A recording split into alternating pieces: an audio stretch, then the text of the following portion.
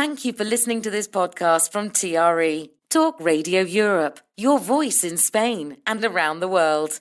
For more information, please visit tre.radio. Ger Sweeney presents Live on Eire in association with emeraldconnection.net. Live on Eire, presented by Ger Sweeney.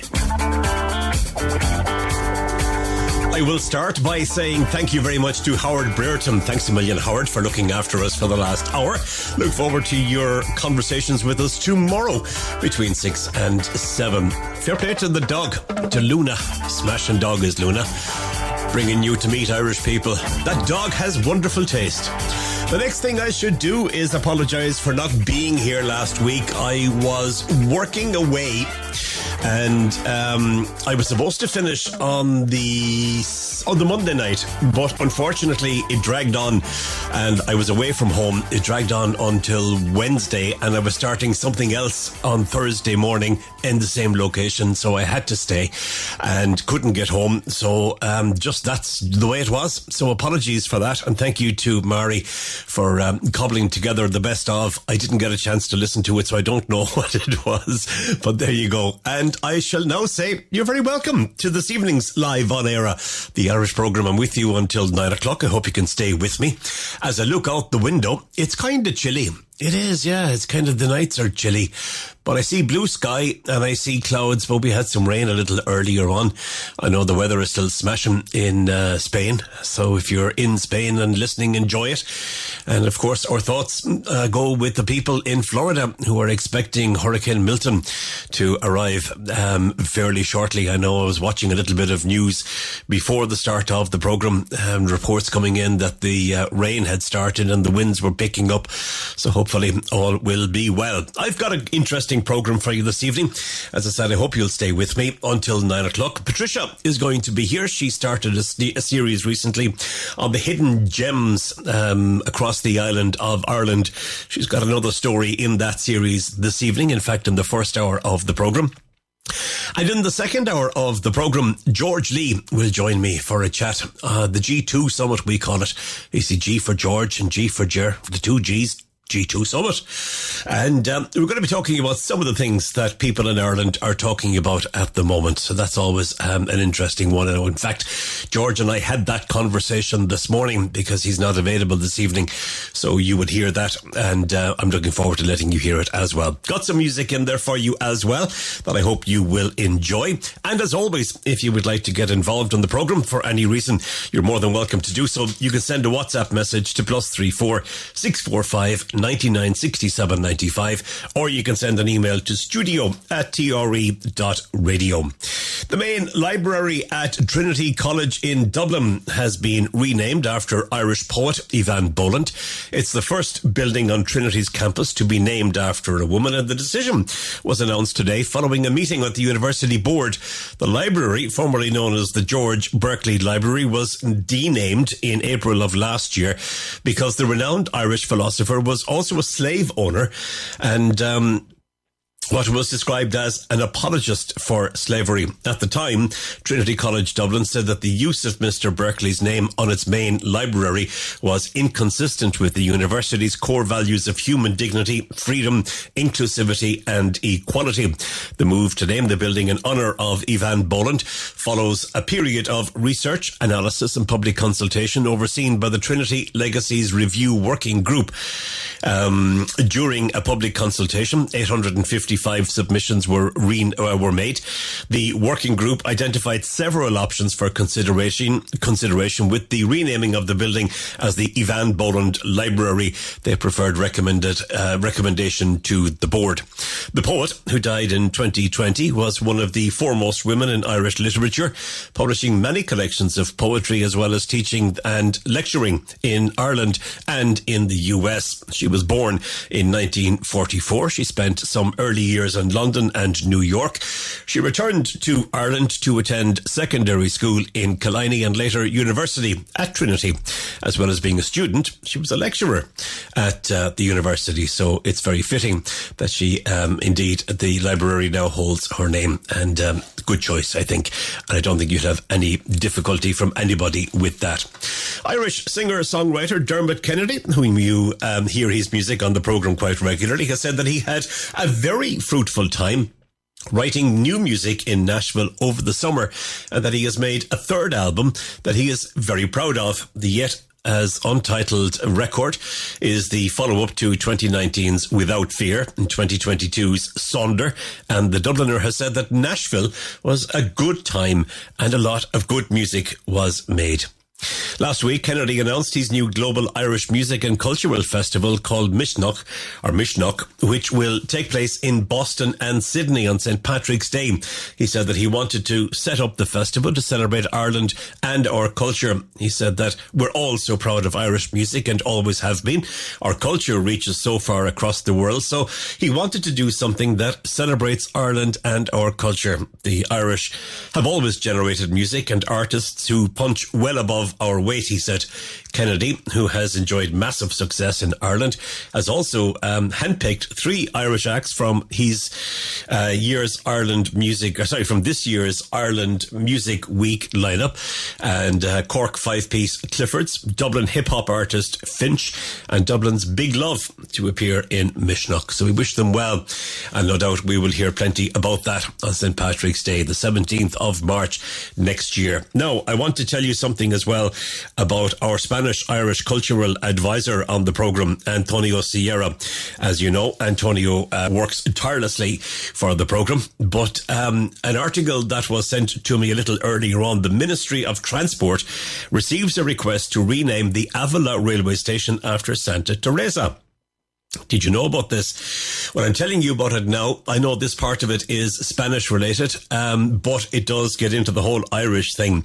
On October the 3rd, Antonio Sierra, founder and former director of the Cervantes Spanish Cultural Institute in Dublin, sent a formal request to the Ministry of Transport and Sustainable Mobility for the Avila train station to be named Teresa de Jesus Station, or Avila Teresa de Jesus Station.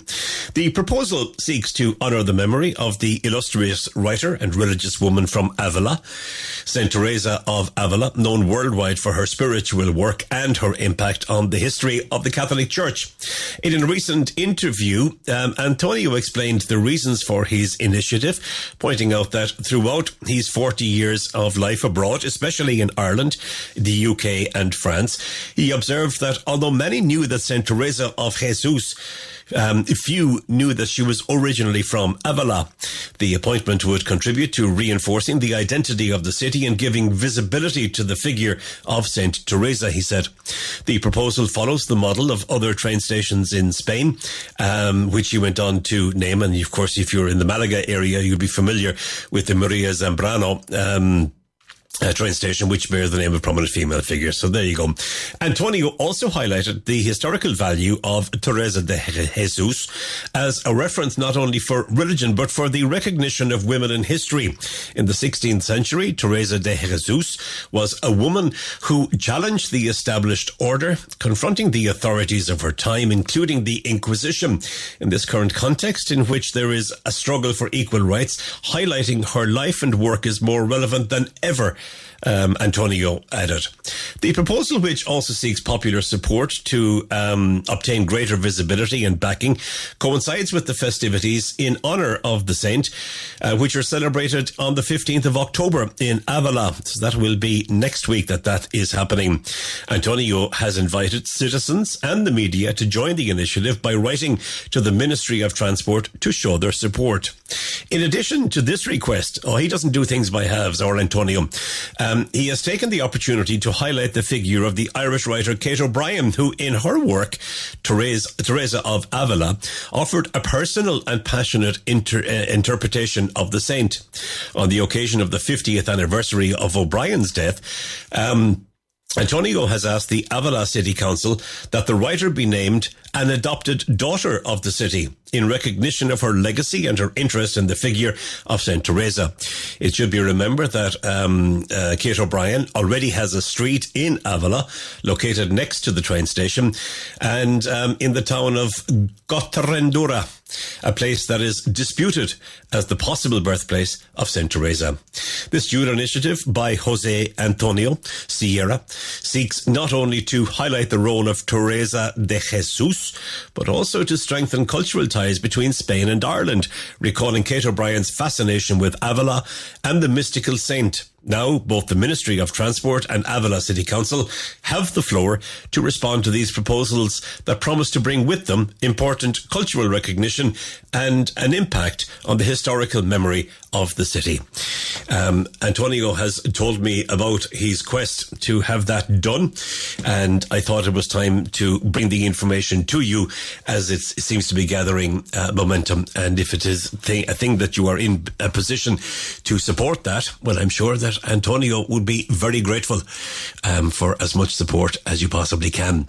Before we go to a piece of music, I want to tell you that the Irish Embassy in Madrid has advised me of some events taking place over the autumn. Now, they're all kind of happening later this month, so I'm not going to get into them today, but I will give them a mention next week on the programme. So if you want to get your pencil and piece of paper ready for next week's programme, at around this time I will run through, there are 7 or 8, there's actually 8 particular events that I want to tell you about happening in various parts of Spain to celebrate Ireland and indeed to celebrate things like Halloween as well, and to mix the two. If you're interested in that, as I said, next week I will bring more details to you. And thank you to Anne-Marie and the staff at the team at the Irish Embassy in Madrid for sending that information to me. Let's have some music, shall we? Cherish the Ladies, based in America. Absolutely wonderful. Wherever they go, they draw huge crowds and they make the most fabulous music, and they bring guests along with them from time to time. Kate Purcell is one of those people that has been touring with Cherish the Ladies for quite some time, and this particular track is brand new from them, well, recently released, and it is Kate and Cherish the Ladies in a song that's called Glenties. We'll give it a spin for you. Anybody in the Cabapino area might just know Kate Purcell. I'd say you might. Tell her I said hello, please. Haven't spoken to or seen her in a long time. Here it is, called Glenties. Enjoy it. Cherish the Ladies and Kate Purcell. When the fog down from the mountain drifts away across the glen, then the rain will soon be over and the sun will shine again. On the road on through to Glenties and the hills along the loch, call me back into my memory. May your wild north wind follow me home.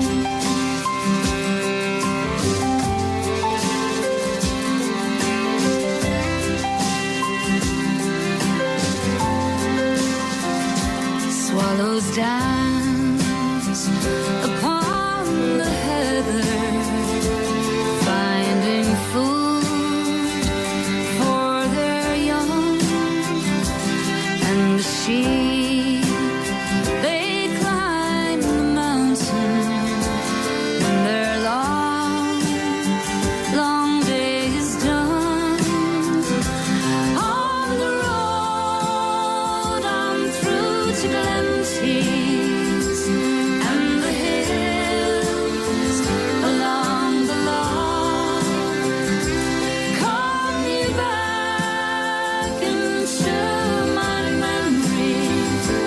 May your wild north wind follow me home.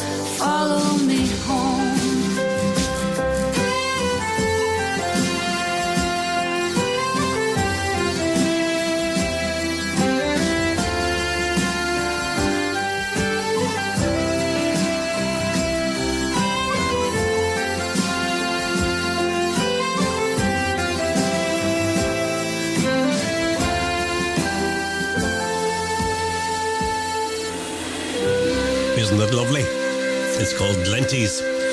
I don't know, were you ever in Glenties in County Donegal? I was there not so long ago, only a few short days ago. Well, over a week ago now. And nice one there from Cherish the Ladies and Kate Purcell on lead vocals. Really nice. It is Talk Radio Europe. Good evening and welcome. We are your voice in Spain. This is the Irish programme, live on Eire. Thank you very much for tuning our way this evening. Let's do a very quick break, and just after that, I will introduce you to Patricia. I hate pressing the mouse, and I don't know where the cursor is, but it is okay. Safe enough. Let's do this. Live on Eire, presented by Ger Sweeney. And you're welcome back to the programme. It's nice to have your company this evening. You may be familiar, if you are a regular listener, with Patricia Traynor. Patricia tells us stories, and she themes those stories for us. And she's currently in the middle of telling us about hidden gems on the island of Ireland. And she's going to tell us another one of those. Patricia. Well, hello, Ger. Today I'm going to talk about food hidden in the Irish Sea. My grandmother was a great fan of carrageen moss. I remember trying it as a child, but I didn't like it much. But then children rarely know what's good for them. My grandmother couldn't get enough of it, it seems. We don't appreciate the wisdom of our grandparents until we are grandparents ourselves. The fact is, carrageen moss is good for all sorts of problems. It contains a high quantity of magnesium, which has anti-inflammatory and antiviral benefits. It also boosts immunity and is good for keeping the digestive tract healthy. And these days, with so many colds and flus around, it's just the job for getting rid of that annoying mucus. It also improves thyroid. It's amazing, but it can also treat conditions like arthritis, heart disease, and skin problems like acne and psoriasis, and respiratory problems like asthma and bronchitis. Imagine all these benefits which are hidden off Ireland's Atlantic rocky coast. And apart from my granny, it's only recently that people have become aware of this magical superfood. The word carrageen in Irish means little rock. The word for a rock is carrig, and by adding the suffix "in", it makes the diminutive word carrageen, which means little rock. Irish moss is a species of red algae, which can be eaten raw, or you can mix it into a soup or a jelly. My grandmother used to soak it and use it as a natural emulsifier and mixed it with milk. Mind you, she only had a few small spoonfuls of it at a time. In the Act of Settlement of 1652, Oliver Cromwell confiscated all the rich agricultural land in the east of Ireland and gave the native Irish Catholics the option of moving across to the other side of the Shannon. In fact, more than an invitation, it was a threat to hell or Connaught. Life was difficult, as the Atlantic west winds make farming very difficult. The ground is also bad, as it is sandy, and when you use your spade to dig, you will soon hit hard limestone rock. But the Irish were ingenious and took to cultivating crops which could be grown underground. The crop which became famous was the potato. Potato had been introduced into Ireland in the 16th century, and it was probably the first country in Europe to see the potato as a viable food crop. As the soil of the west coast of Ireland was very sandy, the locals came up with a solution. They decided to mix sand with seaweed and manure, and the resulting mixture turned out to be ideal for growing potatoes. Potatoes were the staple diet for the majority of those dispossessed families who had lost their lands. Carrageen moss was thought of as a poor man's food and medicine. It was very nutritious and was widely eaten during the potato famine in the 19th century, although there was not nearly enough of it for the starving population. It wasn't until the 1940s that carrageen moss became popular and was used in ice cream, salad dressings, jellies, and even beer and wine. Today it is used widely and is listed among the ingredients of many products. Just look for it under the number E407. Japan is particularly interested in that red algae, that is carrageen moss. It is a rich source of vitamins and minerals and is particularly rich in potassium chloride. There are no less than 580 different species of seaweed in Ireland. And the fact is the majority only have their names in Irish and not in English. Seamus McOmely, a native of Connemara, wrote a book in 1938 about all the different types of seaweed that can be found along the coast of Connemara, and even included some ink drawings of them. Now, something I do remember eating as a child was dulse. It was very cheap. You could buy a bag of it for a few pence, and it could keep you chewing for most of the day. Of course, at the time, we were not aware of the health benefits. The fact is, dulse has been harvested in Northern Ireland as far back as the times of St. Columcille and his monks, 1,400 years ago. In 563, St. Columcille crossed the Irish Sea with 12 monks to convert the Picts in the island of Iona, where he founded a monastery. Being a native of Donegal, he knew the benefits of seaweed. So he told the monks to collect ruby red seaweed, that is, dulse, from the rocks. The dulse was then mixed with oatmeal and made into a healthy broth. There is a poem written by Columcille where he talks about collecting dulse from the rocky coastland of the island of Iona. The poem is preserved in a book called Lyra Celtica, which was published around 1894. Fishermen also harvested dulse to help supplement their income when times were hard and the fish were not in abundance. Dulse contains omega-3 polyunsaturated fatty acids, which are not only important for heart problems, but also for the functioning of the brain and nervous system. Dulse acts as an anti-inflammatory, which means that it counteracts the effects of consuming an excess of omega-6 fats, which are bad for your health. Dulse is also recommended for vegans as it is rich in the B12 vitamin, which is normally found only in animal products like meat, fish, poultry, or eggs. Being rich in iodine, it is also good for treating thyroid problems. During the 17th century, sailors chewed dulse instead of tobacco to prevent scurvy. Seems unbelievable that these natural plants, which are so beneficial for our health, have been hidden away for so long. I remember going as a child with my parents to the Old Lammas Fair in Ballycastle to buy dulse and yellow man. Incidentally, yellow man is a type of honeycomb toffee, which is yellow and chewy and probably very bad for your teeth, but children love it. The Old Lammas Fair in Ballycastle has a long tradition dating back to old pagan times when it was called the Talchu Games and the Games of Lugh. But with the arrival of Christianity, as with many of the old pagan festivals, it was modified and it became known as the Lammas Fair. Incidentally, in case you're wondering, the name Lammas has nothing to do with lambs. Lammas actually means loaf mass or mass loaf, and it comes from Old English, chlaf, meaning a loaf.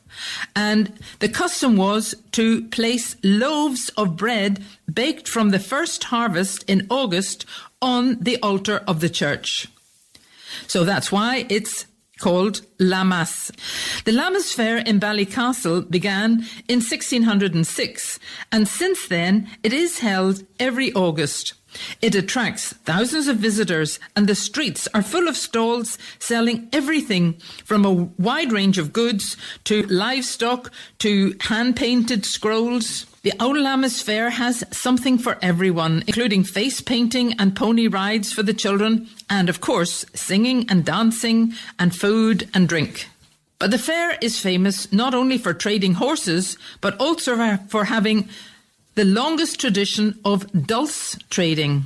The dulse is collected from the nearby shore, dried out until it's crisp, and then packed into bags for sale. The two traditional Lammas treats are dulse and yellow man.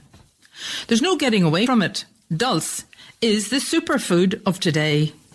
The list of benefits is endless, and not surprisingly, it is widely sought after throughout the world. So the next time you visit Ireland, don't forget to bring back a bag of dulse and a chunk of yellow man. Remember this song by John Henry Macaulay? Oh, the Old Lammas Fair, boys, were you ever there? Were you ever at the fair in Ballycastle? Oh, did you treat your Mary Ann to some dulse and yellow man at the Old Lammas Fair in Ballycastle? Oh.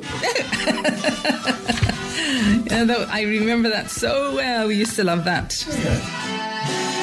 At the Old Lammas Fair in Ballycastle long ago, I met a little colleen who set me heart aglow. She was smiling at her daddy, buying lambs from Paddy Row. At the Old Lammas Fair in Ballycastle, oh. I seen her home that night when the moon was shining bright. From the Old Lammas Fair at Ballycastle, oh. At the Old Lammas Fair, boys, were you ever there? Were you ever at the fair in Ballycastle, oh? Did you treat your Mary Ann to dulse and yellow man at the Old Lammas Fair at Ballycastle, oh. In Flanders fields afar, while resting from the war, we drank Boss Andy to the Flemish lasses, oh. But the scene that haunts my memory is kissing Mary Ann, her pouting lips all sticky from eating yellow man. As we crossed the Silver Margie and we strolled across the strand, from the Old Lammas Fair at Ballycastle, oh. At the Old Lammas Fair, boys, were you ever there? Were you ever at the fair in Ballycastle, oh? Did you treat your Mary Ann to dulce and yellow man at the Old Lammas Fair at Ballycastle, oh? There's a neat little cabin on the slopes of Old Loughlade. It's lit by love and sunshine where the heather honey's made, by the bees ever humming and their childish joyous call, which sounds across the valley when the shadows fall. I take my fiddle down and my Mary smiling there brings back a happy memory of the Lammas Fair. At the Old Lammas Fair, boys, were you ever there? Were you ever at the fair in Ballycastle, oh? Did you treat your Mary Ann to dulce and yellow man at the Old Lammas Fair at Ballycastle, oh?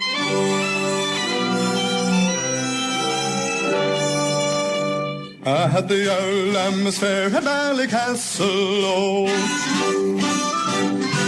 Not as nice a rendition as Patricia's. I just thought we'd give it a spin for you so you'd hear the whole thing. That was Callum Kennedy and the Old Lammas Fair. Thanks a million to Patricia for telling us the story of the hidden gems in the sea of Ireland. Aye. We're not finished yet talking about Dillisk and Dulce and things like that. No, we're not. You'll have to stay tuned to find out more. Patricia has all of her stories on a podcast series, and if you want to hear any of them, there's close on 150 at this stage. You can join the tens of thousands that have already joined her and listened. Just Google Patricia Traynor, TRAINOR, or you can Google Stories of Ireland and the Irish is what we call it. Alrighty, it is there if you want to take a listen to it. Righty ho, let's do it. Thank you, Patricia, and I hope all is well with you and Juan and all the family. Let me do a very quick break. I'll come back after that. I have more stories and we have some more music as well. Live on Eire, presented by Ger Sweeney. We are heading towards a news update, but that's a fair bit away. That's about 22 minutes away. So between now and then, I've got some stories for you, and I have also got some music. And as always, if you'd like to get in contact, you're more than welcome to do so. You can send a WhatsApp message to +34 645 99 67 95, or you can send an email to studio@tre.radio. 'Tis not hump day. 'Tis not. 'Tis Wednesday. 'Tis live on Eire Day. That's what day it is. The 9th of October. Hard to believe, isn't it? Any ban on advertising that promotes the use of fossil fuels would have to apply to all media. RTE executives have told politicians due to make recommendations to the government on the issue. The national broadcaster said it was required by law to maximise its revenues from advertising, and any changes to advertising codes would have to be fair. Senior managers were speaking at the Joint Committee on the Environment and Climate Action, which is examining the media's role in climate action, especially in relation to advertising involving fossil fuels. The committee put particular focus on car ads, but the RTE representative said that advertising from the motor industry had changed. Looking back to 2019, motoring would have been 10% of advertising revenues, but that's dropped down to 6%, RTE Commercial Director Gavin Deans said.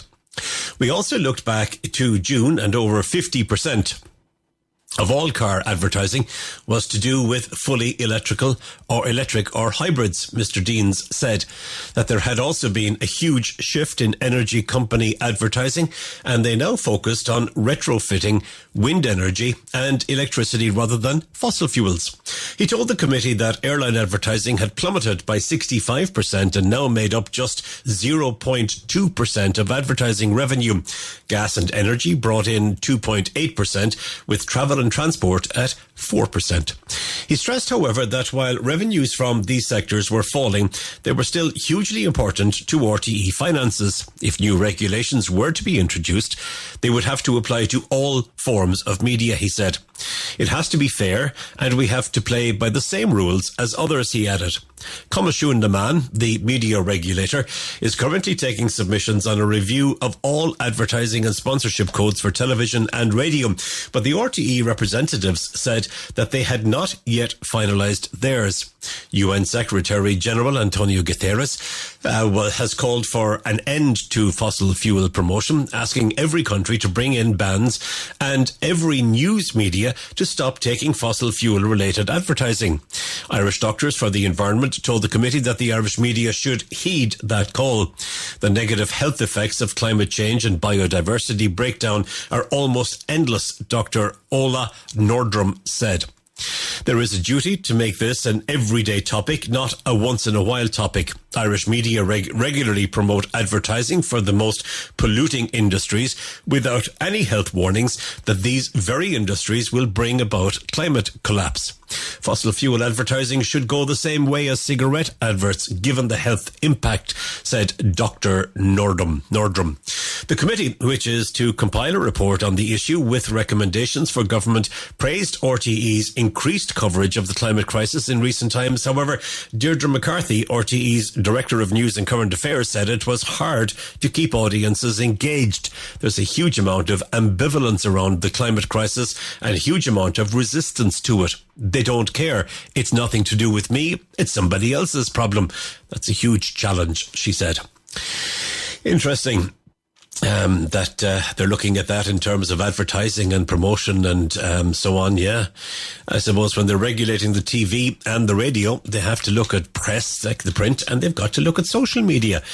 And I think that's exactly where RTE was looking and thinking when they mentioned what they needed to mention. Researchers at the University of Galway are appealing to the public to register sightings of urban red foxes. I've seen a lot of foxes recently. The survey is particularly focused on the largest cities across the island: Dublin, Belfast, Cork, Limerick, Galway, Derry and Waterford. The increased sightings of Irish wildlife in cities is attributed to the availability of food and shelter. Red foxes in particular have been known to thrive in built-up areas because of increased food opportunities, such as discarded food, insects and fruit. They also hunt other urban animals, such as rats, mice and pigeons. Dr. Colin Lawton said that the resources which urban foxes are available failing of has caused their behaviour to differ from rural foxes. A recent study, he says, has shown that foxes seem to be getting more domesticated in urban areas. They're actually looking cuter. They look more like dogs, he said.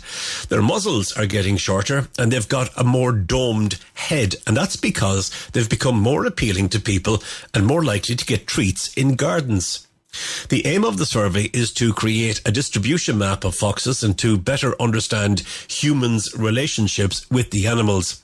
A lot of people are delighted to see them because we don't see much wildlife in our urban areas, but then others may have problems.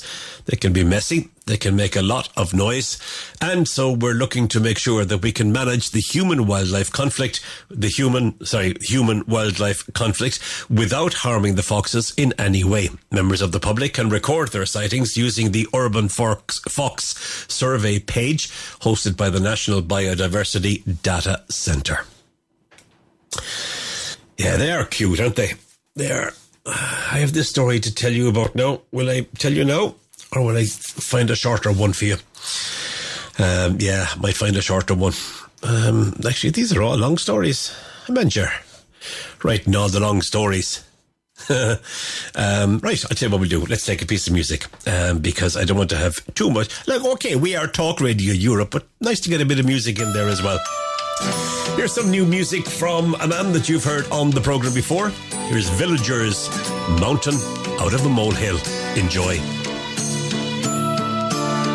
You keep on kicking up for attention, and you've been making a mountain all out of a molehill.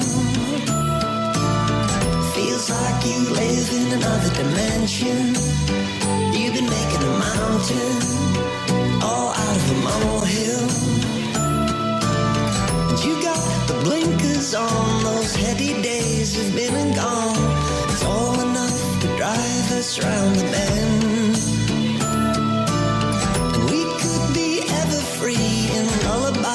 Of ecstasy, assembling to collectively transcend.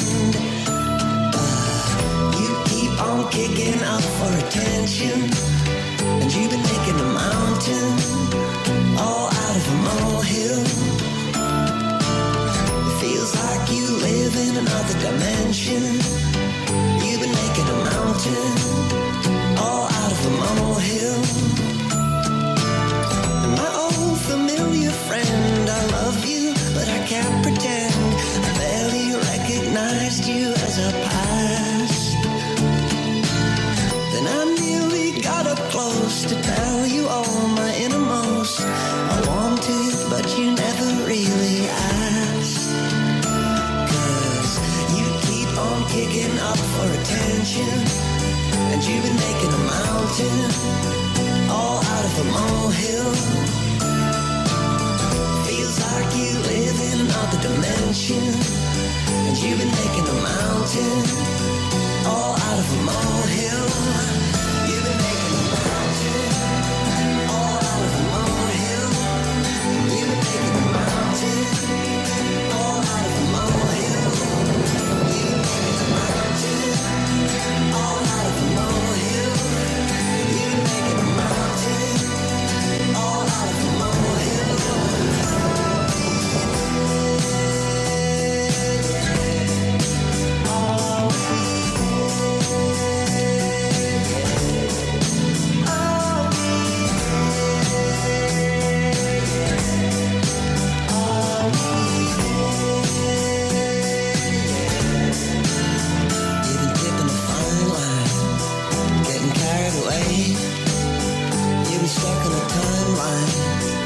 Something to say, but you've been taking the shortcut. You've been counting the roadkill. You've been making a mountain all out of a molehill. You've been making a mountain all out of a molehill. You've been making a mountain all out of a molehill. You've been making a mountain all out of a molehill. I like what he does. That is Villagers, and that's a song called Mountain Out of a Molehill. Conor O'Brien is his birth name and works under the project name of Villagers. You know the way there's always consternation about politicians, world leaders getting gifts. Well, the poor creators, our poor creators in the Oireachtas, TDs and the Dáil and senators in Shannon, apparently only one of them has got a gift. Since the last general election nearly 5 years ago. That's according to a story I picked up over the weekend, or was it today? I can't remember. Only one TD or senator has declared receiving a gift since the last general election, 2020. Yeah. Transparency campaigners say it is inconceivable politicians are not receiving gifts, but a lack of strong ethics rules means that there is little regulation or transparency on the issue. I mean, in the UK, Keir Starmer's Labour government has been under fire after MPs, including Mr Starmer himself, made declarations revealing the receipt of tens of thousands of pounds worth of football and concert tickets, along with clothing financed by a wealthy donor. Westminster MPs are required to declare any gift that has a value greater than £300. In Ireland, the threshold for declaring gifts is the value of £650. The only gift declared since the last general election in the annual register of interests came from Frank Feehan, a Fine Gael TD from Sligo Leitrim. He declared an unspecified gift of general election expenses from the Carrigan-Shannon branch of his party. There are rumours among TDs that some members of Leinster House accepted tickets to this summer's sold-out Taylor Swift concerts in the Aviva Stadium, where tickets cost up to €743 each. Wow. Mr Starmer, across the way, has announced he is repaying some £6,000 in gifts and hospitality that he received since he became Prime Minister in July. No TD or Senator has declared receipt of any gifts over the last 4 years, although two, Gerard Crockwell, an independent senator, and James Lawless, a Fianna Fáil TD, declared accepting flights and accommodation to attend conferences in Qatar. John Devitt, Chief Executive of the Irish branch of Transparency International Ireland, said reform for our ethics laws for politicians and public servants was long overdue. The 2020 programme for government committed the government to reform and consolidate the ethics in public office legislation. Despite a review by Pascal Donoghue's Department of Public Expenditure being published last year, no proposed legislation has been issued by his department. Reforms are long overdue and the delays do nothing to build trust in our political system, said Mr Devitt. TDs killed measures that had been proposed by the government in 2015. Those measures in the Public Sector Standards Bill would have reformed the disclosure rules around assets and gifts, with the threshold for disclosure of gifts being lowered to €200. It's inconceivable that Oireachtas members are not receiving gifts, but it's impossible to know whether they have accepted any with a value of more than €650. We'll have to wait until the parties publish their election manifestos to see whether they're still committed to overhauling the ethics regime. Either way, we would hope that they would show a much greater degree of urgency and ambition than they have been over the past decade. A spokesperson for Mr Donoghue said that since his department published its review last year, it has been working up legislative proposals for comprehensive reform in the ethics regime in consolidation with relevant departments and the Standards and Public Office Commission. The work is significantly advanced and the Minister intends to bring proposals for legislative reform to government, following which, subject to government approval, heads of bill will be published and the bill drafted and introduced into the Oireachtas. I presume they're talking about after the election. A principal aim of this reform initiative is to respond to the recommendations of the Mahon Tribunal, and it is foreseen that the current requirements in respect of gifts will be revised as part of the reform. The Mahon Tribunal, which investigated alleged planning corruption in the 1990s, recommended a prohibition on gifts that could be reasonably connected with an elected official's performance of function, except for those of nominal value. What's nominal value, though? I suppose for one man it might be one thing, and for another it might be something completely different. Indeed. There's always talk about the links between media and the government. And I work in the media, and I'd have some knowledge in relation to any links that may or may not exist. But I see that a government expert group that helped award €1.8 million of taxpayers' money to media companies wanted greater coverage of climate change and the rise in populism overseas. Details of internal discussions about the Global Ireland Media Challenge Fund, the GIMCF, a scheme aimed at boosting media coverage of major geopolitical developments and the changing nature of Ireland's role in the world, have been released following a Freedom of Information request. So far, under the scheme, RTE has been granted €720,000, Virgin Media €500,000, and Journal Media €231,500. The Irish Examiner, the Business Post, and Reach Media, the publisher of the Irish Daily Star and Irish Daily Mirror, all received €100,000 each. Bauer Media, the German owner of News Talk and Today FM, is to get €55,000. Sunday Independent owner Media House applied in 2021 but later withdrew. The Department of Foreign Affairs, which runs the scheme, employs a committee of media experts to advise it on the applications for funding. Its members are former RTE presenter Mark Little, DCU, Dublin City University lecturer Madeleine Boughton, Ger Sweeney, a former CNN and RTE host, former Irish Times editor Conor Brady, and ex-Irish Independent correspondent John Walsh. Each has been paid £5,000 to date. Now, at a meeting between the expert advisory group and department officials last November to discuss applications from Bauer Media and the Examiner, both were said to have unanimous approval from the expert group to progress to the next stage of the process. A memo of the meeting shows the expert group gave constructive feedback on areas for further discussion with the applicants. This included recommendations that the media groups consider a more comprehensive approach to proposals regarding the Middle East and North Africa and in the Golan Heights, such as Irish citizens in Israel and Palestine. The note said the expert group wanted more emphasis on the wider topic of climate change, and this was to include COP, the UN decision-making body on climate issues. Experts said the media companies should consider a focus on EU issues such as the rise in populism and disinformation. Other recommendations were to consider new perspectives to approach coverage of St. Patrick's Day, the US elections, and the possibility of more emphasis on the topic of Global South, a loose term covering countries in Central and South America, Africa, Asia, and elsewhere. Members of the expert advisory group were said to have noted the importance of the criteria of value for money and return on investment for the final evaluations of the two applications.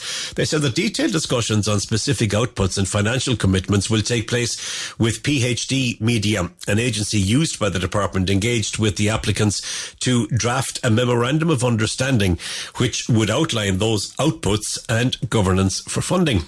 The department has declined to release any of these memorandum of understandings, saying that information was provided by the media applicants on a confidential basis.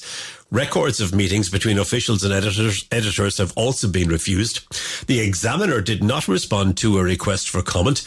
Bauer said, the funding has allowed us to greatly enhance our coverage of international affairs. Some stories covered include the UN General Assembly in New York, St. Patrick's Day and the US, peace missions by the Taoiseach to the Middle East and several EU summits.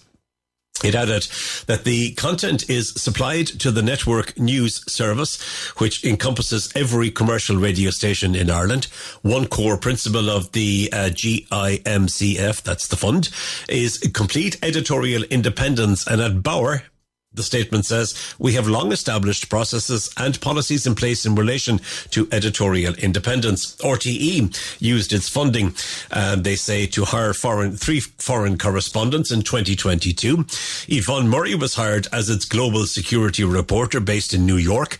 Liam Nolan was hired as its Eastern European reporter based in Poland.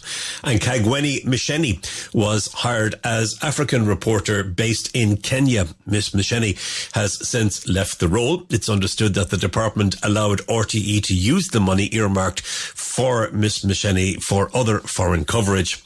When contacted, Aontú leader Peadar Tóibín said that the idea that a government department is suggesting the agenda of a media organisation is quite shocking. It proves the adage that there is no such thing as a free lunch. Already in this country, he said, we have NGOs massively dependent on government funding.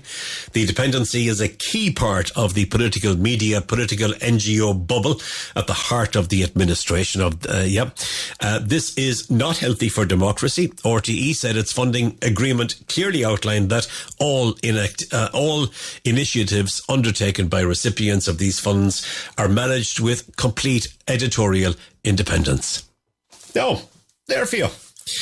That's an important story, and I found it kind of hidden away. I think it was the Sunday Independent I spotted it over the weekend.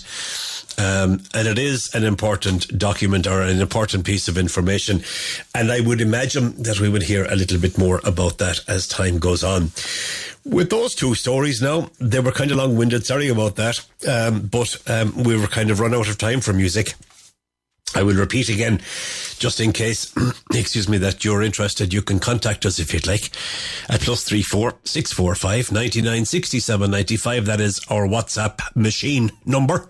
You can send a text message to that, or you can send a message to studio@tre.radio. I have another hour of the programme to come. I hope that you will stay with me. And I'll be joined in the second hour by George Lee. Now, George and I had a conversation this morning, our G2 Summit, because he was unavailable this evening, or is unavailable this evening, and I wanted to be able to have a chat with him about some of the things that are kind of exercising our minds at the moment in Ireland. So we did that, and you'll hear it in the second hour of the programme. And in fact, one of the things that we're going to be talking about, I'm going to do a follow-up to that. That's the thing about when you pre-record something, is that there could be a little development in it, but I'll bring that to you afterwards anyway, all right? So there we go. I'm going to go into the news now in London. Only be 2 minutes, so please don't go anywhere. Talk Radio Europe. Your voice in Spain. Live on Eire, presented by Ger Sweeney. Thank you for staying with me, and welcome to the second hour of the programme. Former Republic of Ireland footballer Anthony Stokes has been jailed for 15 months for having nearly €4,000 worth of cocaine in a car as he led Gardaí on a high-speed chase while he was over the legal alcohol limit. The ex-Celtic and Sunderland player was sentenced yesterday over the drug seizure and road pursuit in Dublin last year when he drove at up to 160 kilometres per hour and nearly crashed into another car. Judge Gráinne Malone refused to suspend the prison term after hearing that Stokes was later caught with 86 pills on a South Dublin street while on bail for the chase, which was still battling addiction demons and had failed a recent drug test. Stokes pleaded guilty to drink driving, 4 counts of dangerous driving, possession of €3,700 worth of cocaine, and having the drug for sale or supply. The former Premier League star also admitted uninsured driving and failing to produce a driving licence. Dublin District Court had heard that Stokes fled from Gardaí for 10 minutes between Walkinstown and the Phoenix Park on the 6th of January last year. The court heard that he accused failed to stop when observed speeding in Walkinstown Avenue at around 12:20 a.m. Stokes continued to the Long Mile Road junction, which he entered at speed, breaking a red light. The accused, who had a passenger on board, stopped at the closed gates of the Phoenix Park and abandoned the car, but was caught following a short foot pursuit.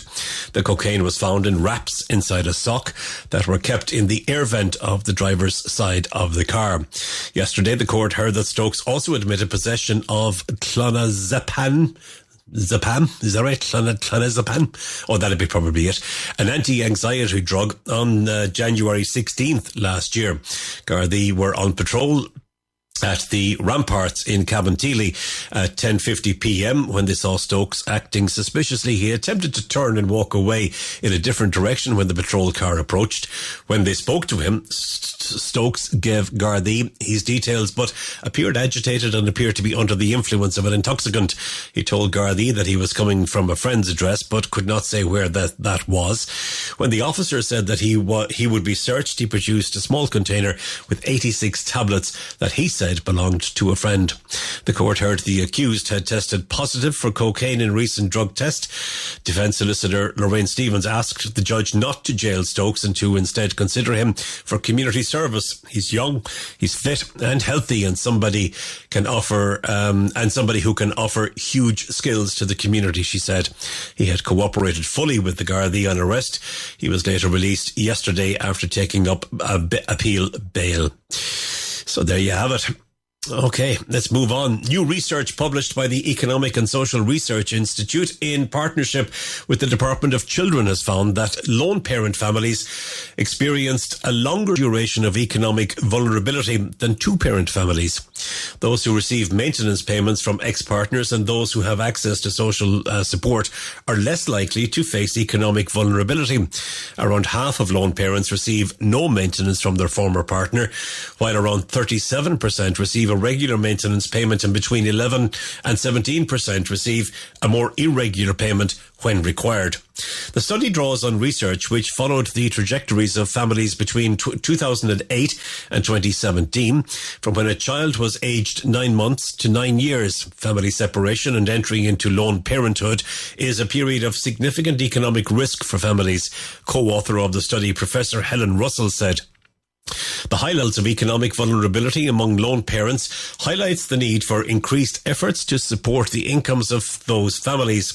The study found that 16% of families were lone parents when the child was aged 9 months, and around half of these families became two-parent families over the course of the next 9 years. Meanwhile, 9% of two-parent families became lone parent families during this time, during the same time period. It found that the increased risk of poverty associated with separation is widespread even among those who are relatively advantaged before breakup of a relationship. The lone parents with lower educational qualifications have the highest risk overall. It found that lone parents face persistent barriers in the labour market, such as the impact of childcare on their work hours and low pay, with a need to recognise these factors when ensuring greater access to education and training opportunities. Another recent study from the ESRI found that a second tier of means-tested child benefit could be highly effective in lifting children and their families out of poverty. Something, I think, for them to think about. You know, we haven't played U2 on the programme in a very long while. Victims of their own success, I guess. But here they are. Here's a song that's called Country Mile, U2.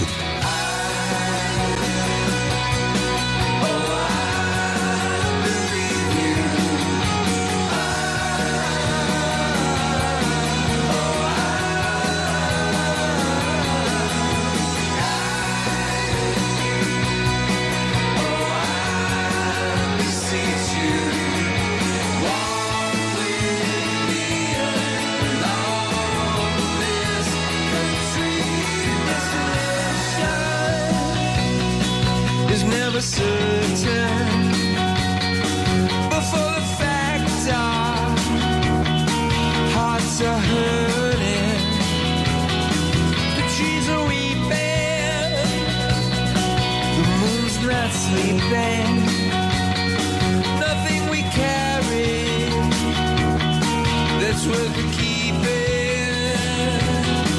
There's not much light on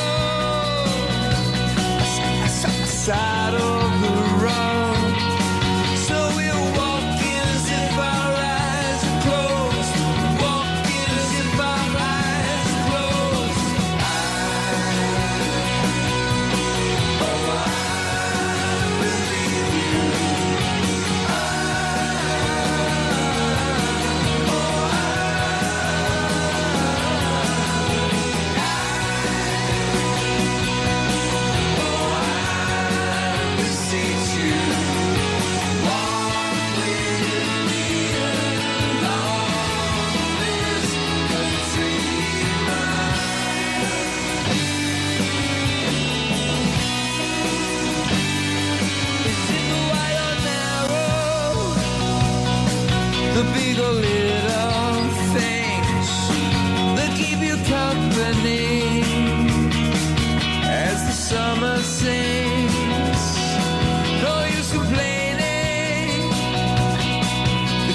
clothes under the mat.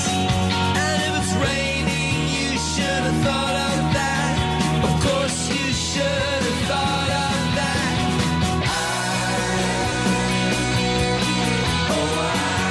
I believe you.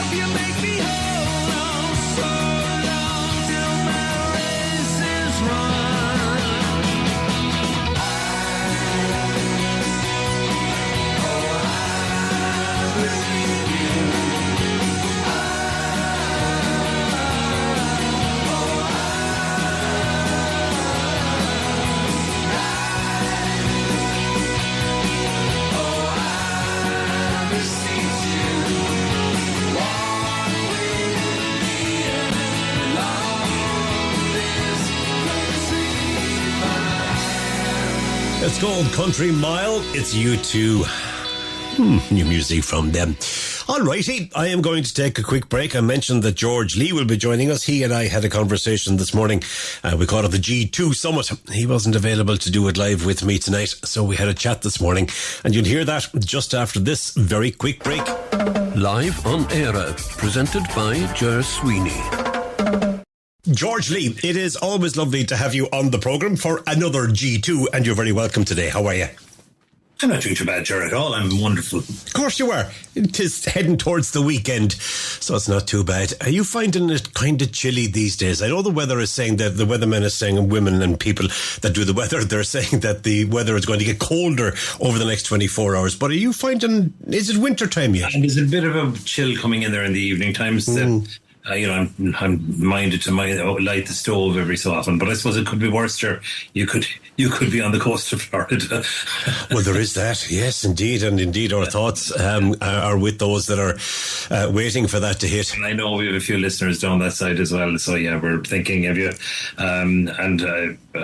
As we speak, of course, it's Wednesday morning when we're recording this. We're still waiting for landfall to become clear. So, will it be Tampa? Will it be a little bit more southern than that? Will that take out? But this has all the appearances of being a Category 5, possibly down to Category 4 by the time it hits landfall in a part of Florida that I would know quite well. And I'm just thinking particularly of the people around Sanibel and Captiva, which are two beautiful islands that I've had the pleasure of holidaying on, and which were practically wiped out in Ian, and it's looking ominous for them again this time. George, is there ever a time that your jet can actually get maintained? I mean, you're in it constantly. I don't know. Indeed. Listen, the idea of a G2 is to be talking about things that we in Ireland are talking about, and it doesn't necessarily mean the biggest stories in the media, but it kind of follows that pattern all right. And I suppose last week and into the weekend, and it's amazing, it's only a short couple of days between the Sunday newspapers and when we do Live on Eire and we do a G2. The stories that were making the headlines and the big stories, they've kind of gone down along the way and things have taken over and stuff. But the budget, George, you and I have spoken about the budget over the last number of weeks and months as well, because we were all expecting a giveaway budget, and that's exactly what it was. It was €10.5 billion worth of a giveaway, and 3/4 of respondents to a weekend poll believed that the government was trying to buy the general election with Budget 2025. While 71% agreed with criticism by the state's fiscal watchdog that the Irish Fiscal Advisory Council, or IFAC as it's known, that it has put the country at risk of repeating past mistakes. But despite all of this, the biggest talking point was the €9 million put aside for mobile phone pouches in secondary schools. Was this low-hanging fruit by the government to say, lads, you just work away on that and leave the rest of it alone? Or was it a mistake? Ger, I'm minded, and we did this a couple of weeks ago. We finally got down onto the rock below it. We did, for a bit of mackerel. And we were doing a bit of fishing for mackerel. And, you know, when you land a couple of mackerel, sometimes it's about 15 knots in the line. Yes. So that question now reminds me of those knots. I'm going to have to start with the first one. I'm not take it apart slowly. I'm not quite sure what questions you were asking me there. Well, I was setting the scene as quickly as I possibly could for people that may not have been following it. First of all, 3/4 of the respondents believe the government was trying to buy the general election. Of course they were. That's given. If you had 25 billion in the bank and they dressed it up whatever way they could. However, once-off payments are just like that. And I think it was Peadar Tobin used the term in the Dáil this week that it was like the winter snow on the ditch. Okay. And I thought it was a very good analogy. There's an awful lot of people are going to get an awful lot of money between now and Christmas. And then they'll see a little bit of a drip, I suppose, with USC and with their taxation and all of that after that. But is there anything that's long term there? I mean, is there, like, for instance, you know, there was also a figure released during the week that said we need 62,000 houses. That's right. Every year. In the economy. There was very little, Ger, that I saw in that budget that would lead me to believe that we're going to be anywhere near that. And the difficulty is, and I know this from personal experience at this stage, the problem is that supply, and I actually wonder, is it in some respects by the developers and everything else, is it being deliberately contracted at times in order that the purchase prices go up? You know, to me, that's one of the biggest issues in the economy. The other thing is, and look, this is tied up with everything else, is immigration or migration. And you know, whatever the rights and the wrongs, and I suppose I'd be a little bit more conservative about all this than right wing. You know, it is an issue. And it's something that needs to be dealt with. And I don't see a whole lot in it dealing with that. And look, you take your hat off to Simon Harris. He's buzzing around and he's doing an awful lot of work. This 71% agreeing with criticism by IFAC. Look, 60% of those 71 probably don't know what IFAC is. So you know, do you disagree with the government? Of course I disagree with the government. Why? It's the government. It's what I do. Because it's the government. So look, I wouldn't be listening to that, but I would be listening to IFAC a little bit. There's no doubt that if you put more money into people's pockets in the way in which you're doing it, particularly when you're coming up to Christmas, which is a massive time for kind of splurge spending, of course there's going to be more money washing around in the economy. So the 9 million for mobile, look, there was two major talking points I think came out of the budget. And neither of them were positive, which is not good for the government. One was, of course, not reducing the VAT on the hospitality. And look, there's rights and wrongs to that. My own feeling on it is that the hospitality sector, you know, had their opportunity. The VAT was reduced for a couple of years, and I think they're being punished a little bit because they didn't exactly cover themselves in glory when it came to hotel prices and all that sort of thing. At that point, there was still a perception of price gouging. But on that, Right. As you know, I've been travelling a bit recently, and in a particular little spot, a beautiful little spot in the west of Ireland, over a week ago, for my dinner, right, I wasn't terribly hungry, so I decided I'd have 2 pints of Guinness and I'd have a bowl of beautiful chowder. That cost me €25. Yeah. Right? And on the same night, I took a picture of the menu, and a tomahawk steak in that premises was €75. And I sent it to a friend of mine that is always talking about tomahawk steaks and stuff, right? And he sent me back a receipt from a facility in Clare, where the people the night before were charged €35 for a piece of sole and €40 for another fish. I can't remember what it was. And I thought to myself, and they're looking for a reduction of, to go back to the 9%. We're killing ourselves here. And there's no question about absolutely killing ourselves. Yeah, absolutely killing ourselves. And anecdotally, when you've been doing a little bit of, when you talk to visitors to the country, yeah, they would perceive Ireland to be a very expensive country. And by the way, they're also they're beginning to not feel terribly safe in a lot of the city centres as well. And that perception is out there. Mm.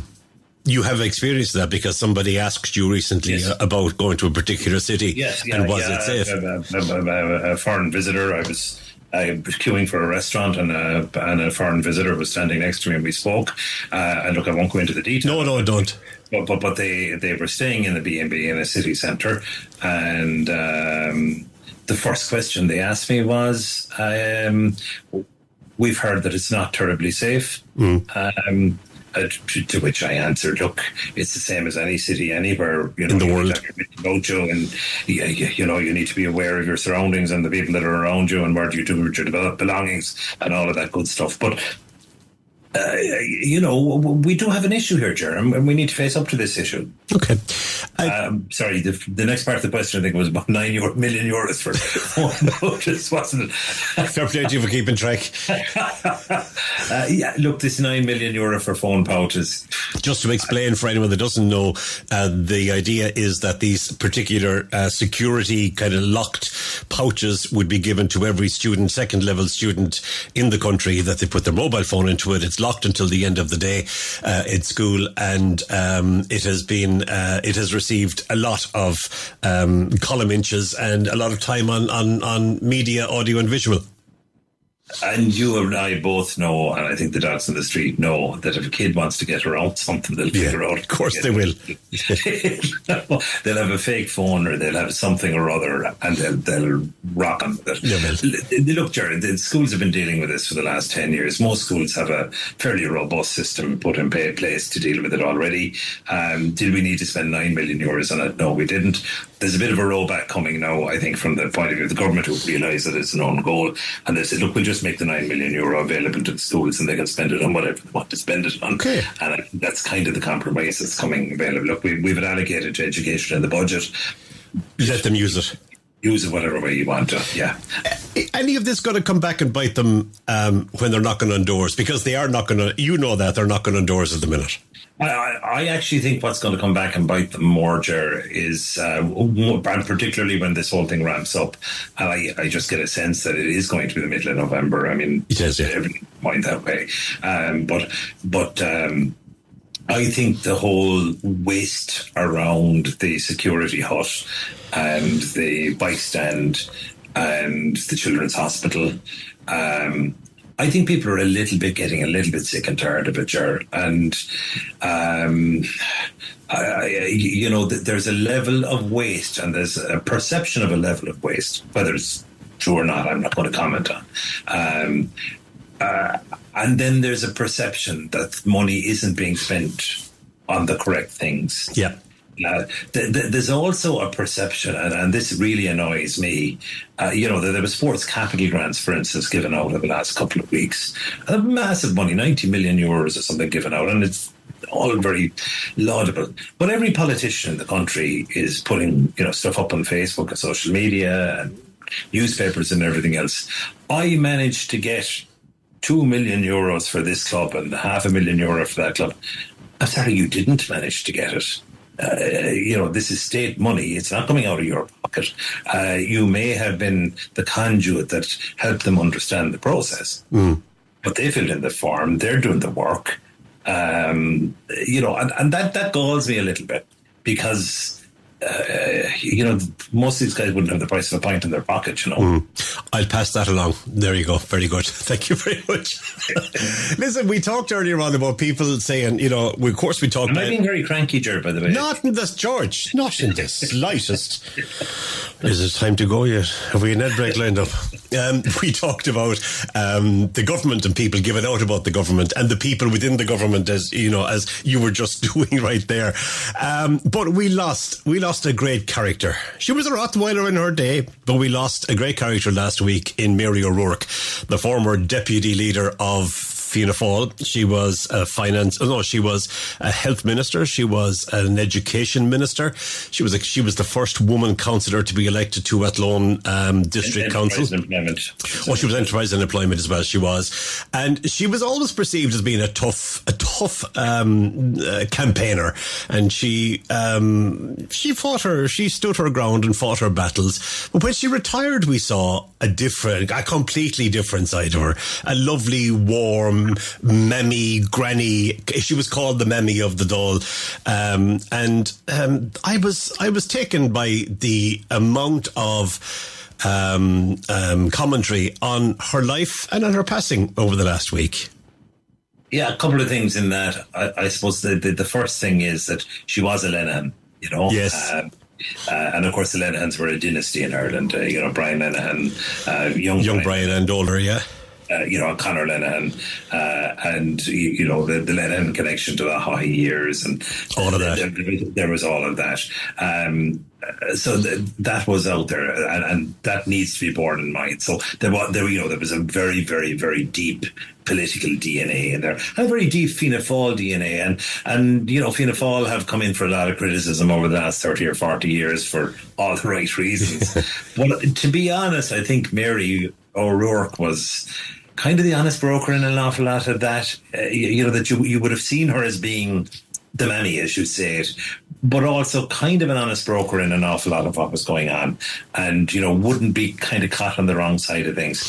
She was very hurt, and I saw this in a documentary on her at one point by Albert Reynolds when he came in, and he just completely gutted her. And she was also hurt by the fact that she lost her seat at one point as well, and that didn't go down well with her. But the thing that most affected her in her entire life was the death of her husband, Enda. That's right. And he's dead, I suppose, nearly almost 20 years. He's 24 years dead. He died in 2000, I believe. And this has been a recurring theme in every interview that I've ever heard her since. She's always mentioned Enda. And that is a great mark of the woman in some respects. And it also shows that above everything else, she was a family person, and that family meant everything. And her two sons kind of reflected that, I think, in the funeral. The images, yeah. On another level, I would have known a little bit about her constituency work because I do have relations in Athlone who would have been constituents of hers, and she didn't live a million miles away from them. Okay, and she would have been very, very highly regarded in Athlone as a great constituency worker. So she worked for her people around the area as well. She was unfortunate in that she came up at the same time towards the end of her career as Boxer Moran, who was very much a community-based guy in Athlone as well. And actually Athlone would have been well served if it had elected both of them. It would probably have done very well. But he ran as an independent, and again he's running, I think, in the next election as well. But she was an incredible lady, and of course one of the things that she'll be most remembered for was the great moment when she said that she was sitting in the bath at home listening to Morning Ireland when the director of CIE. CIE resigned. Yeah. And the first she heard of it was in the bath. And of course, Michael O'Leary then went to town on her with advertisements afterwards. He did, and I heard that being talked about. There was that was shortly after she lost her husband, and I heard scathing criticism of Michael O'Leary over the weekend about the timing of that particular ad of Mary in the bath, because she was the transport minister at the time. Michael O'Leary is Mullingar based, which isn't a million. Same constituency, isn't it? Yeah. So it would have that would have hurt even more because it was a local story. Jibe. Yeah. Anyway, that's Mary O'Rourke. Ar yesterday go reva hanam dealish. Let's go, and I suppose, George, maybe the fact that the election is in the offing, Sinn Féin very much in the firing line, and I was very interested to listen to the Path to Power podcast on Friday or Saturday with Ivan Yates and Matt Cooper. And they were talking about this story and saying this story is not going to go away. There were, I suppose, factions within the media that were making it their mission to make sure that it didn't go away, and it hasn't. And it all centres around Michael McGonigal, who is a former press secretary for Sinn Féin. He was arrested on child sex abuse charges. At that point, he was suspended from Sinn Féin. He later moved on and he became the press officer with the British Heart Foundation. But it transpires that two people within Sinn Féin, within the Sinn Féin party, gave him a reference for that particular job, and no mention was made of his arrest or of the allegations that were made against him. Now, Michelle O'Neill had to make a statement in Northern Ireland on Monday. Yesterday, Mary Lou McDonald was in the firing line for that. And it's not going away anytime soon, this story. Yeah, and Mary Lou did her very, very best yesterday because she spoke about it. And there was two kind of headline interviews done as well by Mary Lou yesterday. Yes, there were, yeah. One on Pat Kenny and one on the 6-1 News. Okay. And she is doing her damnedest to make this go away, and it isn't going away.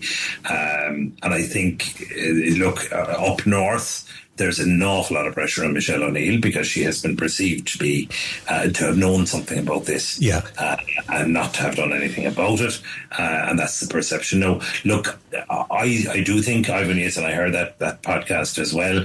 I do think Ivan Yates and Matt Cooper are onto something. I really think that this could go very deep. And I think the timing is completely off for Sinn Féin on it.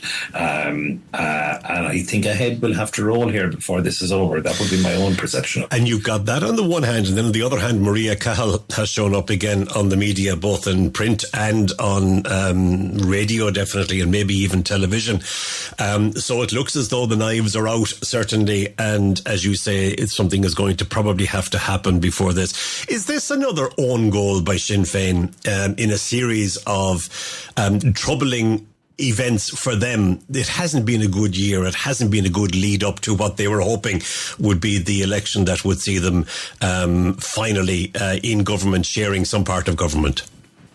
It has been, to use the Queen's term, an annus horribilis.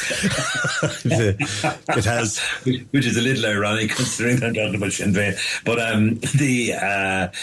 yeah, look, it's been dreadful. It's been a dreadful year. Look, on a personal level, you feel for Mary Lou McDonald. She's come through an awful lot herself in her personal life, but she will be the first one to turn around and say that my personal life and my political life are two separate things completely.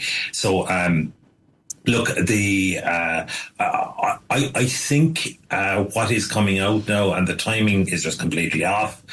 But I do think that some of the ghosts of the past still need to be expunged from Sinn Féin. Okay. And this is part of that process.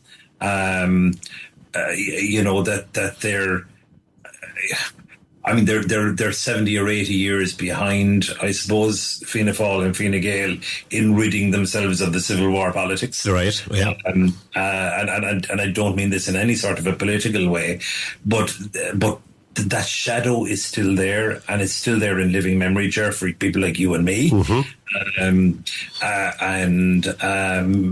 Look, situations like this can arise in any political party. You know, who knows who they're dealing with on any sort of a day-to-day basis. And then there was a complete and utter error of judgment on the part of the two guys that gave a reference here. And the difficulty now is that the British Heart Foundation have also got pulled into this. Which has caused all sorts of damage to them as well. So this is a mess, you know, and it's a mess that's probably waiting in some respects for the next big political story to break, for it to wane a small little bit. I'd say they're scrambling looking for something at this stage.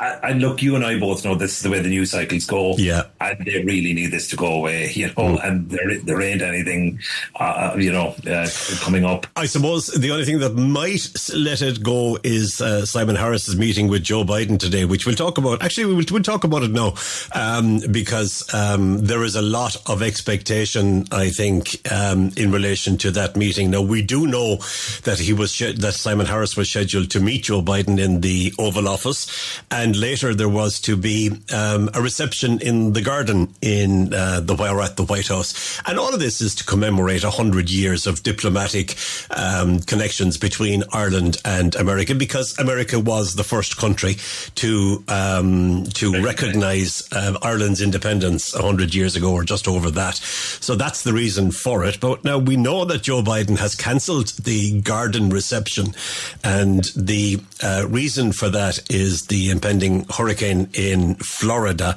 which is due to hit around the same time as that was scheduled for. So was that a handy excuse for Joe Biden, or was it genuine? Poor old Simon Harris, I think he was hoping for one last swing on the merry-go-round before. and even the currency that he would get from a picture with Joe Biden in the Rose Garden ahead of a possible general election. Here I am looking like a statesman in America. But look, it would also appear that both himself and Micheál Martin have never, you talked about me being on flights constantly, that himself and Micheál Martin have been on a constant flight over and back to America for the last 2 or 3 weeks, with all the stuff they've been doing in the UN as well. Yeah. And of course, the Irish troops, and they're trying to deal with all of that as well through UNIFIL. And that seems to have resolved itself, which is great. It does, thank God. Yeah. But there has to be a formula of words, because there is so much pressure on Simon Harris right now to bring up Joe Biden's and the American administration's viewpoint and support of what's happening in the Middle East, and that's going to make it very tricky for both of them. So I wouldn't like to be in his place today, would you? No, but that's what diplomats are for. That's why he has a diplomatic corps. There will be a form of words found. Yeah. There will be a way in which he can come out of this and say, look, yeah, I told him. And the Americans can say, well, he told us, but, Yeah, who is he to tell us? Who is he to tell us? Yeah. And without it becoming too much of a diplomatic incident, everybody kind of gets back on the airplane and goes home, And we're all friends. We're all pals. Right. According to the Sunday Times, I think it was, George, there are Reds under the beds, as the expression used. Russian spy in Leinster House here. It sounds like something out of a John le Carré novel here, It does. But it's actually quite serious, that they have managed to, that apparently somebody in the Oireachtas, and I heard speculation, a tongue-in-cheek speculation on this on the radio the other day, where somebody reckoned that because they keep talking about it being in the Oireachtas, that they reckon it's actually in the Shannon. Not in the Dáil, because they said if it was in the Dáil, they would have said it was in the Dáil. Yeah, of course.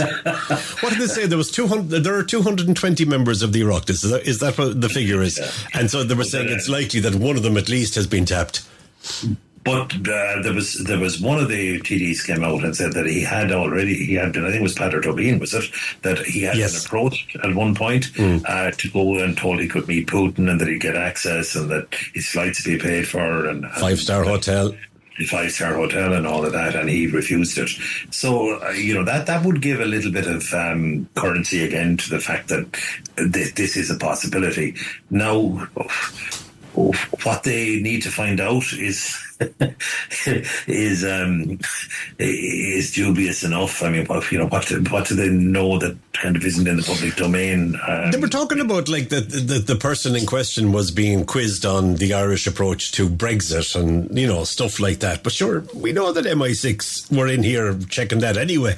The place is infested probably with diplomats in inverted commas. It just makes us feel very important for about 10 minutes. It does, doesn't it? I don't know. Do you know? It's a little bit like, Justin, you will recall just before the Ukrainian situation broke out that there was a major incident off the southwest coast where that's right. Where the Russian ships were in and they were doing surveys and stuff like that, and they wanted to do, I think, test explosions, and the Kerry fishermen went out, and the line being Kerry fishermen, the line was we gave them the run and we got rid of them. Yeah, I think we'll hear more about that story, but it's kind of died away for the moment, so we'll wait and see. Listen, before I go, I wanted to talk to you about something that Patricia mentioned in the first hour of the programme, and that was dulse. And when we were recording it, I'd say it was probably July when we were recording it, and she was talking about dulse, and I said to myself, I wonder if that Dillisk she's talking about, and it was. And Dillisk, as you and I know, could be found, on the seashore, and people were selling it in places like Kilkee and Lahinch and Salt Hill and Galway. When you and I were growing up, periwinkles and Dillisk were side by side. And I got chatting to Patricia about this, and she said, I love Dillisk. And I said, the next time I'm coming back to Spain, I'll bring some with me. I couldn't find any, George. I was in Kilkee and I was in Lahinch, and there was nobody selling Dillisk. Apparently you can only buy it now in health food shops. Really, but there's a number of different types of seaweed like that are for sale. Of course, Carrageen moss would be a division of that as well, and that's very good. And you can make mousses, and you can. She mentioned that today as well. Yeah, and stuff. Out of that, I actually saw Dillisk for sale in Kilkee during the summer. If I'd known it, I got you a bag of it. You please next time. It's full of iron, by all accounts. It's and it was also a kind of a food that was used quite a lot by coastal communities during the famine. Yes. That it became, I won't say a staple food, but a supplementary food for people. When they had nothing else, and I've always enjoyed it, and I can always remember, again, going back to my early days in Kilkee, the Dillisk sellers, tailors, I think, were one of the families that were always selling there on the Strand line, and they would sell periwinkles and Dillisk, and I can remember my poor late mother always telling me that you needed to smell the periwinkles before you bought them, because you would get the smell if they were a day or two old. Okay. And that you just had to be careful because they could be very hard. And the Dillisk was the same, that if the Dillisk had been left out in the sun for too long, it dried out an awful lot and it became unedible. All right. But it's one of those, the other story was that that the men would also go out in the boats, and they would, early in the morning, they would sell mackerel on the corners, particularly around the Bayview Hotel there in Kilkee, and they would sell mackerel, but sometimes they'd keep the mackerel for the second day they'd be selling, and I know an aunt of mine that sometimes listens to this reminds me that apparently as a young kid, my mother must have told me how to spot mackerel that was more than 1 day old, and it was that you looked into the eyes, and if the eyes were anyway blurry, they weren't bright, you knew that the mackerel wasn't fresh. Oh, interesting. I knew you'd have a story when I heard Patricia talking about Dillisk and dulse, so there you go. All righty, listen, we're not too far away, George, from the American elections and the presidential elections, and we Irish, we love elections. And I suppose there's great fun between the two of them, so we'll be keeping a close eye on that, won't we? Oh, no doubt, Ger. We'll be talking quite a bit over the next while. All righty. Listen, thanks a million for joining me. I know that you have plans for this evening, so while this is being broadcast, you'll be off doing what you need to do. Thanks a million for taking time out during the day to talk to me, and look forward to chatting to you again for another G2 very shortly. God bless, Ger. Thanks a million.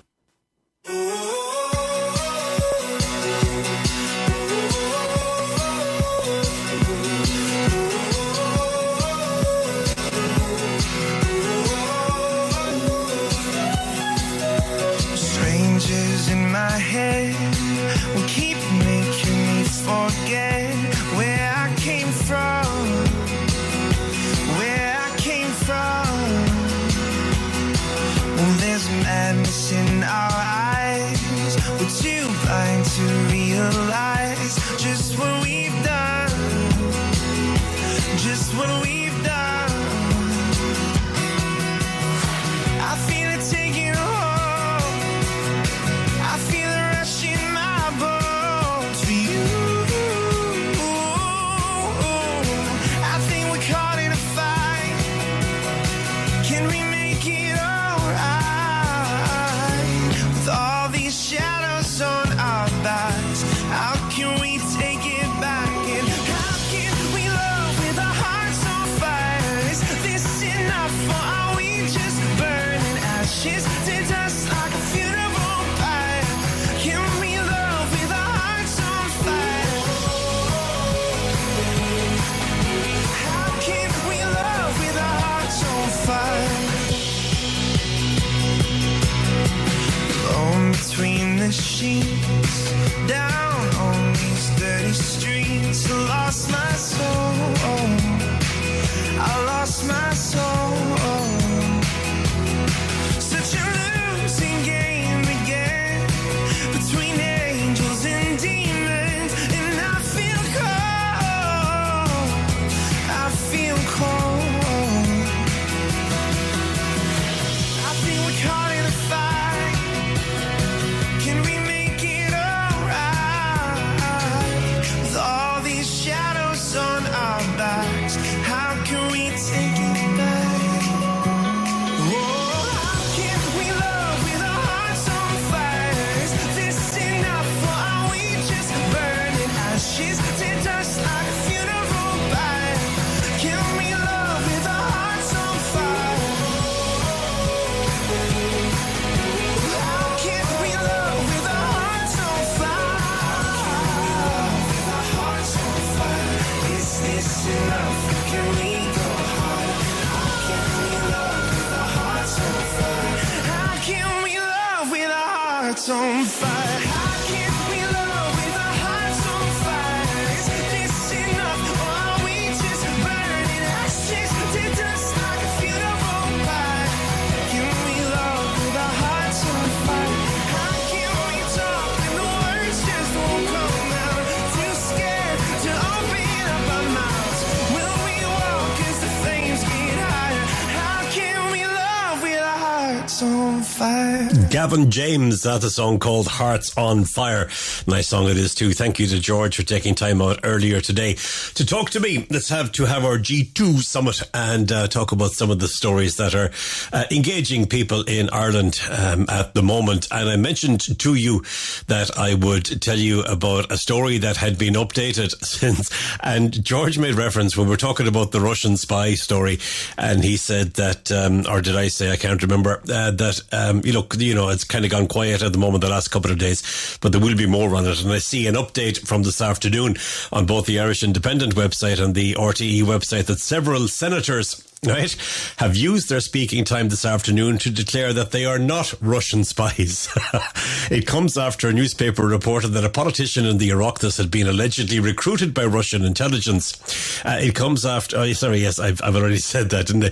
It comes, the alleged agent had been dubbed Cobalt, and it was reported that a honey trap was used to recruit the politician during Brexit talks. There has been much speculation surrounding the identity of Cobalt, and now some members of the Seanad have come forward to declare that they are not working for the Russians, following a report in the Sunday Times. Fianna Fáil's Timmy Dooley was the first to make the declaration and also called upon others to do the same. I am going to see if we can get that story right now and let you hear the audio of it. Yeah, if it'll work for me. I'm not sure whether it will or not.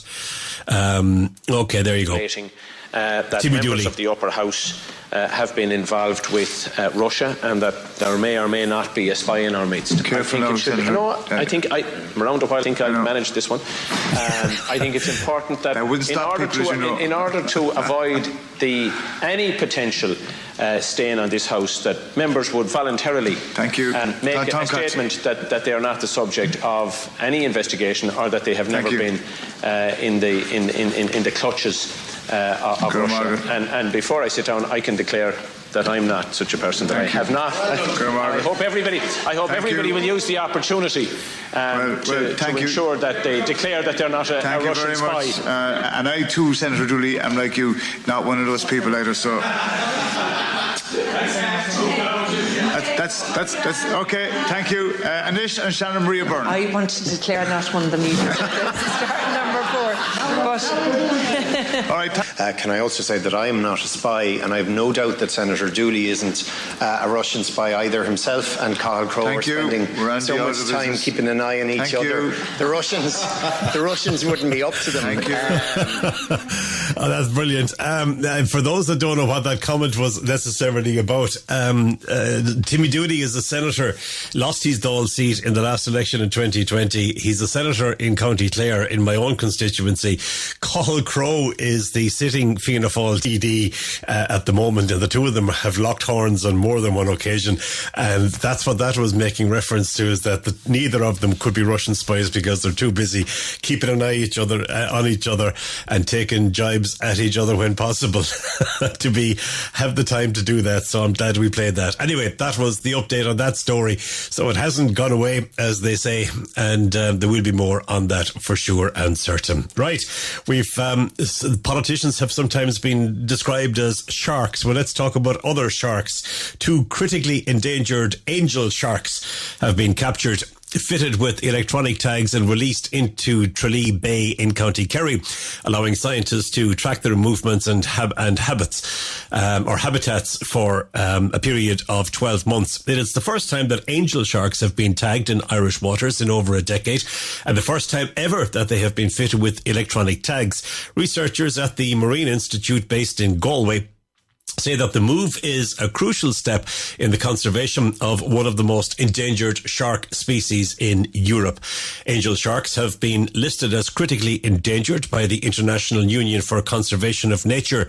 They are protected species and cannot be fished commercially. They can grow to around 2.5 meters in length and weigh up to 80 kilos. They have a lifespan of up to 35 or 40 years. Angel sharks are found in waters from North Africa to Norway, but they have become vulnerable, and sightings are now extremely rare. Tralee Bay has been described by the Marine Institute as one of the last strongholds for the angel shark species in Irish waters. Historically, catches of angel shark were quite common in the bay, but since the late 1960s, their numbers have declined dramatically. Very little is known about the reasons for that, about the habitats of the shark species, their movements, breeding and feeding grounds. The reason why they are attracted to the waters off the west coast of Ireland are similarly a mystery. 2 years ago, the Marine Institute initiated a research project in Tralee Bay for angel shark and for a number of other endangered species, including the stingray, the undulate ray, and the extremely rare white skate. The research project is funded by the Department of Marine and the EU, is headed by marine scientist Dr. Ross O'Neill. The electronic tags will remain attached to the 2 sharks for the next 12 months, all the time storing data on water depth and temperature, along with the time of dawn, dusk and maximum light each day. At the end of 12 months, the tags will automatically detach from the sharks and float to the surface. At that stage, they will begin transmitting the stored data back to Dr. O'Neill and the scientists at the Marine Institute in Galway, allowing them to plot where the sharks have been over the past year.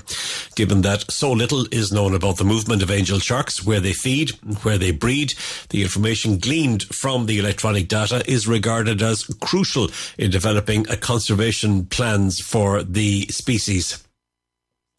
As scientists from the Marine Institute wait for the electronic tags to begin transmitting data to them in a year's time, they will be busy with other projects in Tralee Bay. They're developing the local crayfish fishery, as well as studying other species there, such as ray and skate. So there's no rest for the wicked, as they say. Not that they're wicked people. It's just one of those expressions that we have. Do you know what I'll play? You know what I'll play? I came across it today. It's brand new from Ali Sherlock. And if I'm not mistaken, it was PJ Curtis that first switched us on to Ali Sherlock. Here's a track that's called How Love Works. It's new from her as well, so I hope you enjoy it. It's another Friday, and I ain't got nothing to wear. The guy I really like here is getting with some drunk girl over there. They call me the queen of catching feelings. I let it burn, let it slip through my fingers. I'm not the type to give up so easily. Oh, tell me why everybody's got somebody. I'm alone at my best friend's party. I want Cupid to shoot me, I don't care if it hurts. Whoa, don't want a movie, I don't need perfect. Just want someone to put me first and be the one to kill me when I'm at my worst. I wanna know how love works.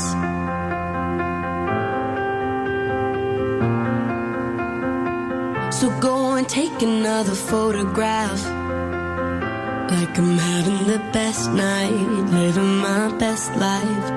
Inside I'm feeling kinda sad, 'cause I don't know how to get this thing right.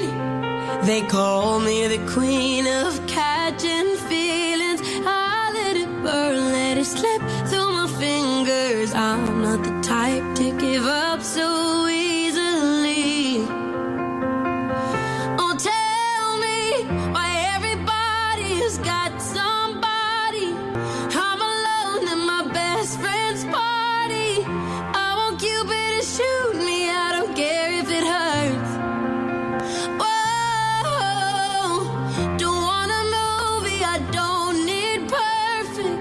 Just want someone to put me first and be the one to kill me when I'm at my worst. I wanna know how love works. Someone just tell me it's fine to feel lonely and lost in the night. Someday someone will be mine. Why everybody's got somebody. Driving home from my best friend's party. Now I'm singing the sad songs like I wrote the words. Whoa, guess the movies are not like I've heard. When I saw him leave with that girl, no, it sounds kinda stupid, I wish I was her. I wanna know how love works. How Love Works. That comes from Ali Sherlock. I think she sounds very Adele-ish there. What do you think? What's Adele-ish, Ger?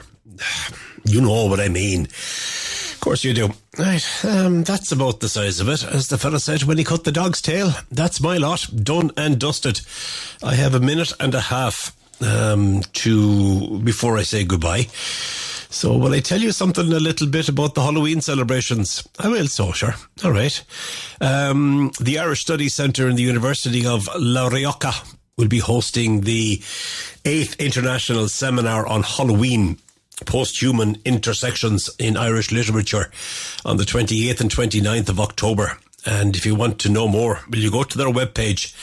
Madrid-based Irish dance group Irish Treble will be in concert as well on the 27th. That's Sunday, 27th of October in Sala Galileo Galilei, together with guests to celebrate Samhain.